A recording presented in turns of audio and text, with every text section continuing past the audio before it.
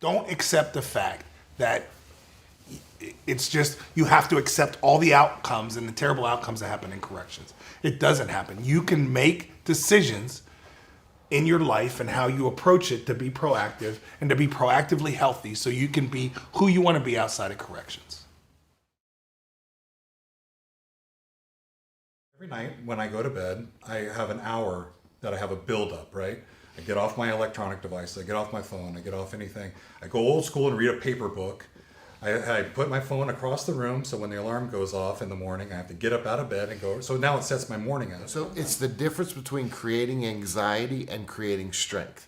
There's a difference between I just picture all the worst outcomes and then I do nothing. Or we do what Hendo does, which is I visualize those outcomes, what could happen, but then I visualize a solution. The heart rate is everything. You go out and take your first walk and you walk as hard as you can for, you want to walk 30 minutes? Maybe you only make 15 minutes the first session because that's all you got.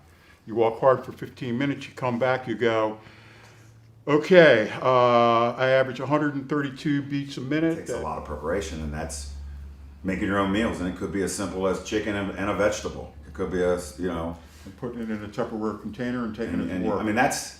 Yeah, Sundays I barbecue a giant pile of meat for the entire week. And you use it for a week. John Wetzel, CEO of Frontier Justice Strategies, retired Secretary of Corrections from the great Commonwealth of Pennsylvania, longest serving Secretary of Corrections in the history of Pennsylvania. I'm here with my Vice President. Maddie, introduce yourself. Hi, I'm Madeline McPherson. I'm the Vice President of Policy, Research, and Innovation for Frontier Justice Strategies. I'm a former Pennsylvania Department of Corrections policy official and have also worked in legislative affairs in Washington, D.C. And we're here to talk about staff wellness. And frankly, it's an area where when I look back on my career, I didn't do enough. And so we're really here to create a new conversation and set a new tone for our brave staff who work in corrections and who deserve to have a life outside of corrections. When we say correctional officer, what we're really saying is a mom, a dad, a parent, a coach, a Sunday school teacher, and we should never put our staff, our most valuable resource, in a position where what we ask them to do puts them at a deficit for the rest of their life. And so we have a plan.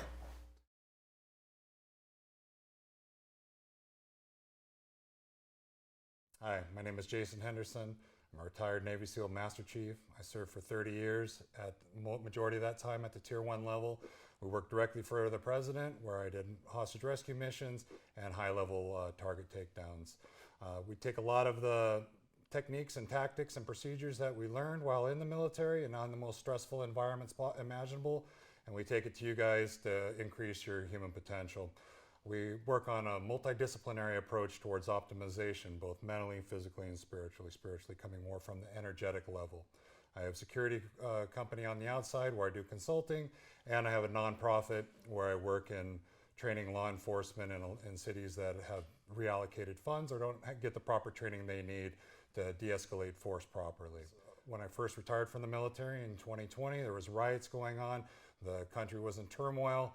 A lot of people were angry at overuse of force. I learned that myself on the battlefield, that using a maximum amount of force isn't always the best way to get things done. That de-escalation of force ended up being more effective in the end. So we came up with a system of defensive tactics. I started training law enforcement, and then that spread out to other people in the first responders, security people at hospitals, universities, and also in the prison system that are looking for an effective way to control somebody, de-escalate the situation, not just physically, but also mentally, where I'm talking to them, I'm calming them down, I'm controlling my own stress, controlling my own emotional intelligence, and teaching longevity to these different guardians so that they can maintain this job for a long period of time. I hope you get a lot out of this course, and I hope it'll transcend not just in your day-to-day job at work, but also in your home life and make you a better over-rounded human being. Thank you. What I like best about coaching is to see somebody go from a zero to a hero. And what I mean by that is to get someone who may be lacking in confidence or lacking in strength, both physically and mentally. And as you start to train them, you start to see them develop as a person. And really, strength training and everything around it, the culture of it, is all about self-improvement, right? So to see that happen, and to see that happen with thousands of kids or thousands of athletes and all, is so rewarding. Everybody, I'm Jim Steele.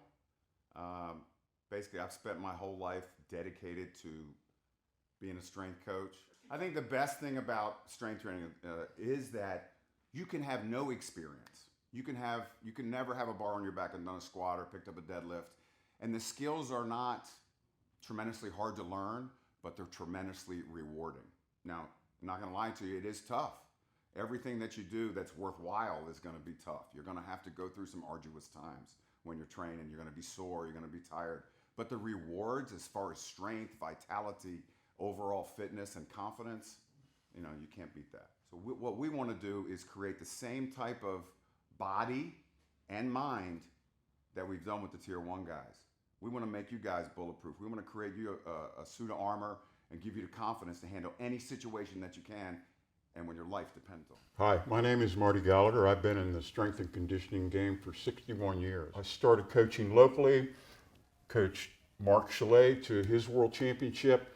Young fella named Kirk Karwoski I took on. Kirk ended up as a Hall of Fame lifter, 6-time world champion, 7-time national champion, arguably the greatest squatter in the history of powerlifting. We raised Kirk from the time he was 16 years old. That's the kind of champions that we were creating on a regular, consistent basis. I was asked by Black's Gym to coach them nationally. I coached them to 5 national championships in 3 different federations. I was asked by the United States Federation to coach the world team. I went to Örebro, Sweden in 1991, coached the United States team. We won the world championships. I was approached by the United States military, the Tier 1 Navy people, and they asked me to come down. They had said, listen, Marty, we follow you. We know your strategy. Our situation is this. We understand the need for strength training, but we don't have any time. There's so many skill sets they have to stay on top of. They don't have time to be in the gym 6 days a week like Arnold Schwarzenegger. So what do we do? I said, well, we have 1 day a week minimalism. They said, come on down. That was 15 years ago. A lot of people get auditions for Tier 1. Very few get callbacks. And this is 15 years down the road. I think my relationship with Jason Henderson, he and I have actually worked together. We have a book that we've been working on for the past 10 years, which codifies all these minimalistic strategies. Minimalism is absolutely appropriate for corrections because, again, corrections like Tier 1 military, they're time pressed. You don't have any time. What's the way that I can maximize, I can get the most bounce per ounce for the least amount of time? Hi, I'm Dr. Christian Conti. I'm a licensed professional counselor and I'm a level 5 anger management specialist. I've spent nearly 25 years specializing in working with people convicted of violent crimes. And I train corrections staff on how to de-escalate and how to communicate more effectively. Look, when I was young, my father told me, what you anticipate is not a problem. What he meant by that, what he taught me was, the more prepared I am for the inevitable obstacles that life brings, the better chance I have to meet those obstacles effectively. When it comes to corrections, look, let's be honest, most people who aren't in corrections can rarely understand what you do on a day-to-day basis. You work with people who have done sometimes unspeakable things to others, and you're charged with the care, custody, and control of those people. And at times, the job can be immensely stressful, not to mention the interactions with your colleagues, with your peers. And then you take that stress home to family. And think about when you're working overtime, how much more stress that brings. So again, think about this. In life, if you want to be good at something, what do? You got to practice. We master what we practice. If we look at the best fighters in all the world. No matter if they are a champion level fighter, they still train for upcoming events. And when it comes to working in corrections, it's so important to train mentally, physically, spiritually, to be prepared to handle everything that corrections throws at you. Tune in to what is about to be something absolutely transformative. For the first time, probably in your entire career, you have a group of people saying, look, you matter, and taking care of yourself so that you're ready to take on the incredible stressors that corrections brings. That's what this is all about.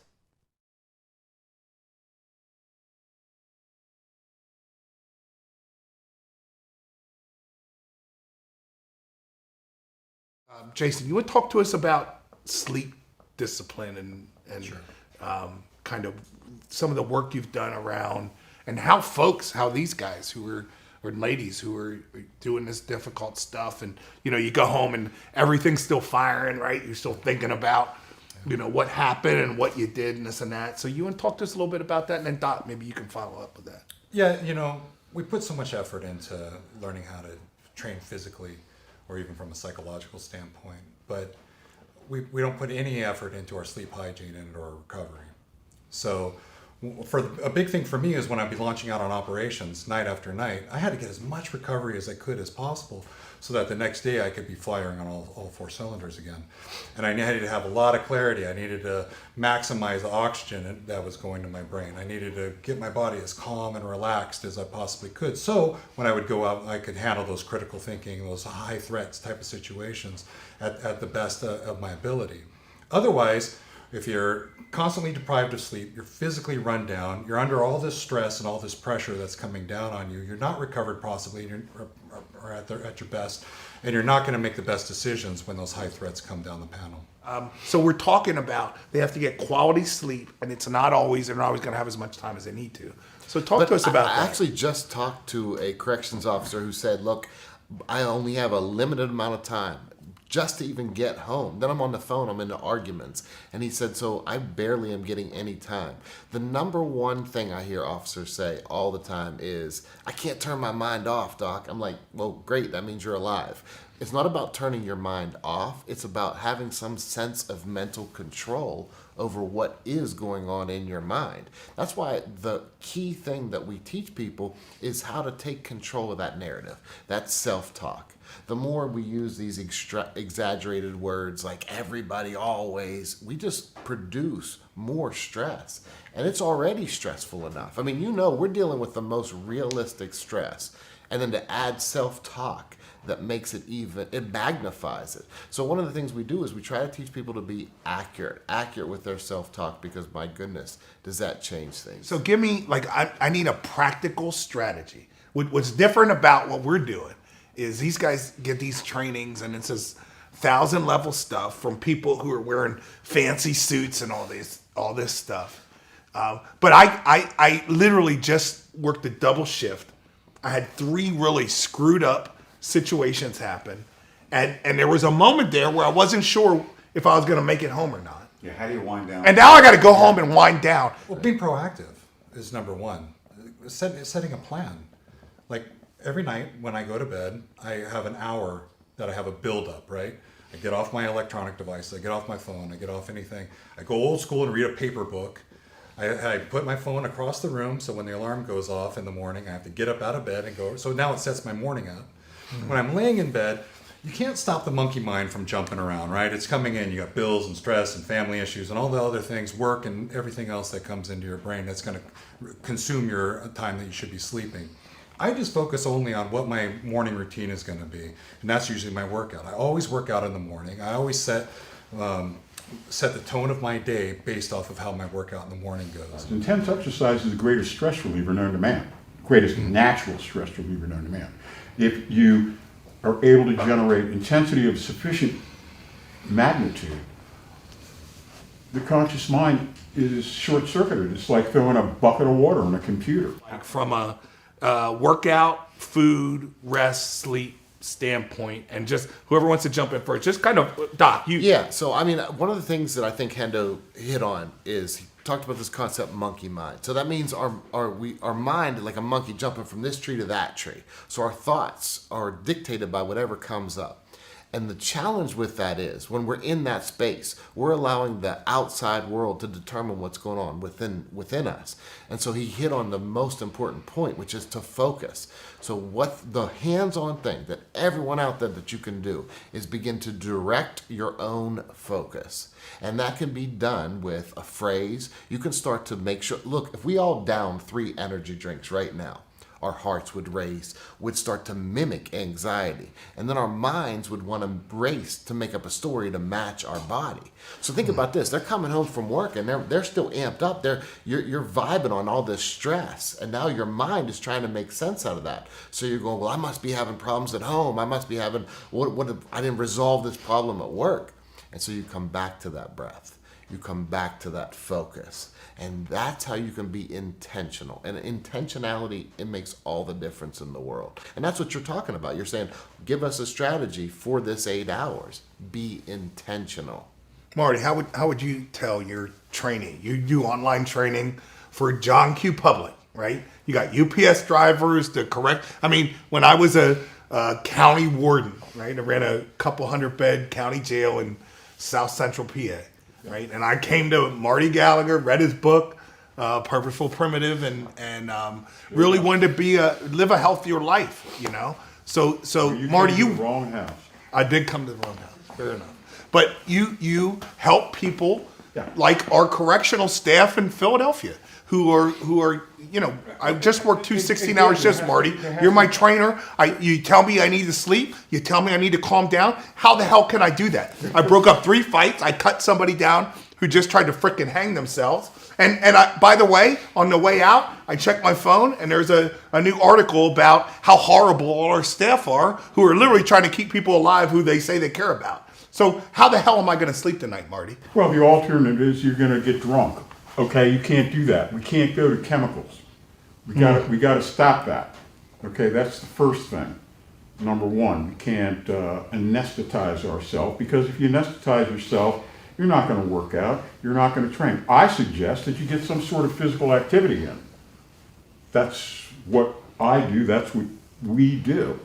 That's part of our lives. If it's not part of your life, you need to. I just work 16 hours. What literally can Well, I and do? That's the beauty of what we do. Yeah. It's, if you have 10 minutes, we can give you a workout for 10 minutes. So what the hell can I do in 10 minutes? I just worked 16 hours. My I life can- sucks. I I'm can still get- sweaty. John, I can get through 4 sets of squats in 15 minutes and kick my own ass. Totally.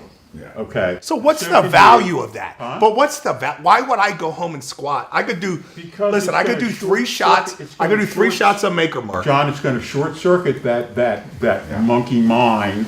Okay, you will not be thinking about all that stuff after you finish tying into a limit set. Right. So importantly, to piggyback off of what Marty's mentioning about meditation, there's something in the brain called the default mode network. And research is showing that when you meditate, somebody who meditates as long as Marty has, if we were to scan his brain today, that center is going to be much quieter. Right. And that center is responsible for rumination, for saying, speaking to yourself the way that we're talking about over and over and over again. That thing that you got into today during your shift that you can't get out of your head. If you are a practiced meditator, for example, you're much more able to control that voice and quiet it, whether you're actively meditating or for hours afterward. Doesn't mean you're going to shut your brain off. You don't have to, but it quiets it down. Okay. I think we have the stigma of meditation where we're sitting in some kind of lotus position, Yeah. calling out to the heavens or whatever. For me, meditating is just, I can meditate while I'm driving my car. Yeah. I'm just breathing and I'm relaxing. I never road rage because I'm listening to Dean Martin. You can't get angry when Dean Martin or Frank Sinatra or some jazz is playing. I know the whole world can be on fire around me, and I'm breathing, I'm calm, I'm relaxed, and I'm just focusing on what's my task. My task is to get from point A to point B as calm as possible, recover my body as much as possible, relax, let the world spin around me, and be as calm as I possibly can. It's no different when I'm doing that or I'm riding on a helicopter going onto the battlefield. I have to be as calm and relaxed and recovered. Every opportunity that I have to recover, I have to take it. And he talks about when he goes on a mission, his meditation is contingencies. That's right. I think of everything bad that can happen, then I let it play out how I'm going to react to it. There is no room to focus on anything else. When you're under an intense, so if I say to you, hey, you have to do 80% of your 1 rep max today for as many as you can. Now, that's a balls out training session. I can't be thinking what happened at work. I can't be thinking about my problems that I may have here or there, because when you take that bar off, it all comes right here. And there's It's a all right there. there's a chemical reaction. You have endorphins kicking, you've got dopamine kicking, you've got adrenaline kicks off the process. This is part, but it only happens if the workout is of sufficient intensity. Yeah, and how many times have you got done with one of those workouts and said, what was I worried about again? Yeah, Everything levels out. Everything gets better. We've written articles on Yeah. this where we talk about the afterglow. Yeah. There's an afterglow. It's It sounds like a fantasy for a guy who ran a corrections What agency. people don't understand is it's the intensity of effort that matters. So we've all gone to gyms and seen the guy looking at his phone, or the girl looking in the mirror, and the guy looking at his abs and all this. Well, I'm in and out. I'm 20 sets in 20 minutes. That's my goal. I want to get 20 sets in 20 minutes. Now, I've been lifting for 30 years, so I can plan mine a little better and stuff like this. But for these big exercises, what we focus on, and what Hendo just said, those 4 lifts, those 4 lifts work your whole body. Right now, you want the dessert after the main menu, do some curls, do your abs, do all that stuff, that's fine. But if you want to stay as strong as possible and build that suit of armor, that's really all you need. Meat and potatoes. Right? But you have to go in there using the same tactics that Doc and Hendo talked about and Marty talked about with the head. It's got to be planned. You got to be ready for this. You're not just going to walk in haphazardly and do it. It's got to be a plan, and you got to follow the progression. And if you do that, then yes, every time you go in, 5 minutes of warm up, 10 minutes of a squat set, a few down sets or whatever, you're out of there. And now And the only general you start rule- the process of recovery. The only general rule for longevity is my technique has to be perfect. There you go.